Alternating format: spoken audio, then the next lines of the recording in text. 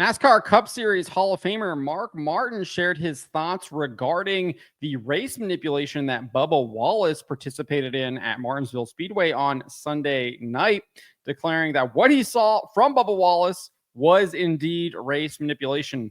I wrote this up over at stockcarreport.com. You can find the link in the description below.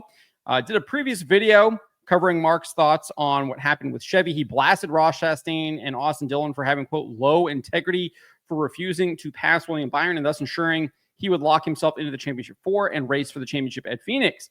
Mark said this as part of his hour-long weekly podcast on the Mark.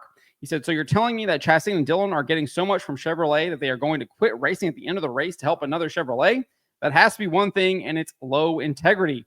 That has to be. So that's what he said. So after excoriating Chastain and Dillon, Martin moved on to Bubba Wallace. He said, they said it on the radio. Not only do you think, he didn't have a flat tire, number one. Number two, officials should have been over there gauging those tires as soon as he came in. Number three, they said it on the radio. Even Bubba comes on the radio and says, God forbid we don't help. It almost sounded to me like Bubba was pissed about having to give up spots. And he wasn't told to give up spots. He was told what had to happen for Bell to get in, which is get by you. And so it happened.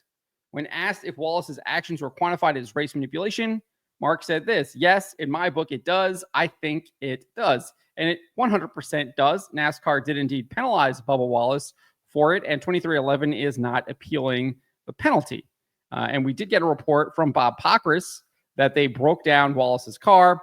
So the officials were over there, although we saw from NASCAR Senior Vice President Elton Sawyer, in his statements, he made it seem like they weren't actually investigating a lot of the race manipulation stuff during the race, but they clearly were, and they did indeed break down Bubba Wallace's car. I still think they got the ruling wrong. Talked about that in a number of other videos here, but they should have penalized both Byron and Bell, given the fact that they were benefactors of the race manipulation, and they did indeed admit that race manipulation was happening, and they penalized Ross Chastain, Austin Dillon, Bubba Wallace, their crew chiefs, their spotters, and their team executives, but you're not going to penalize the teams that actually benefited from the race manipulation. Doesn't really make a lot of sense to me, but that is what NASCAR does. So we did get this. I want to share this in-car video footage here from Bubba Wallace. There is a part of the video that says, God forbid if we don't help a effing JGR car, from Bubba Wallace. That is at the beginning of the clip. You can watch it. Well, let's watch it right here a little bit. God forbid if we don't help a fucking JGR car. So you can see it right there, and then it cuts. Like he's clearly, I don't know who he's following here. I don't know what car that is, like a teal car. I'm not sure from behind here. But then, God forbid if we don't help a fucking JGR car. See it cuts. He's in a different corner. He then looks like he's following Blaney. It looks like he's following Blaney right here, the 12 car. So I think that maybe might have been earlier in the race. It's unclear when that was happened. But that is the comments that Mark is referencing. If you want to watch the rest of the clip, you can. As I said, the link is in the description below.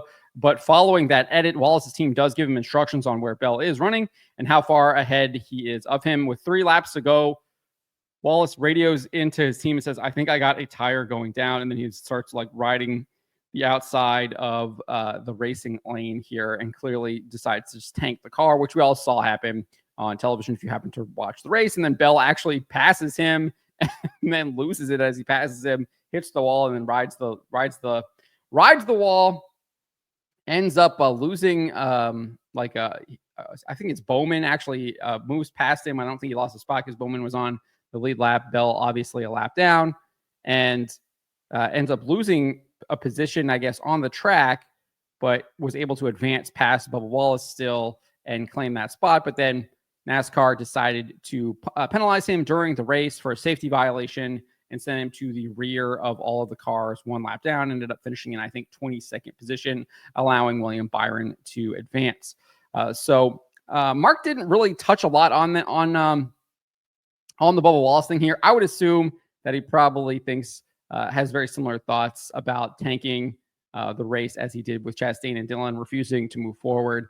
That low integrity comment that he had here. But this was what was really interesting right here, because he actually went into detail on why he believes this is happening. And he said this: now we have in NASCAR the same exact problem, and it reminds me exactly of our government. You've got money, you got corruption everywhere you look on all sides.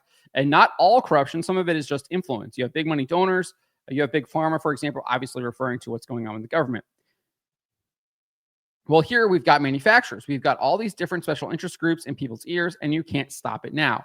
Pandora's box is open. How this started early 2000s when everybody decided that it would be a good idea in the Ford camp if we pitted together.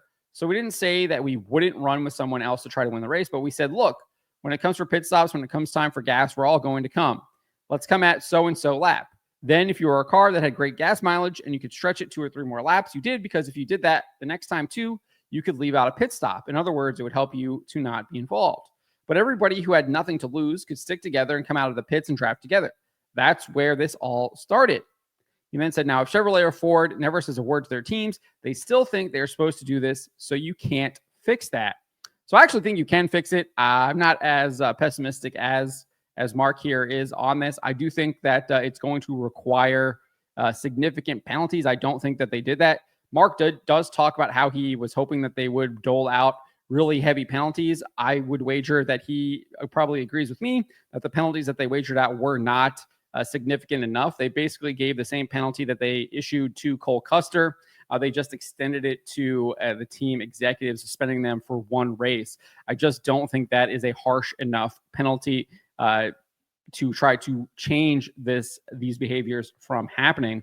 I do think, though, they should have, as I said before, they should have hit Byron, should have hit Bell.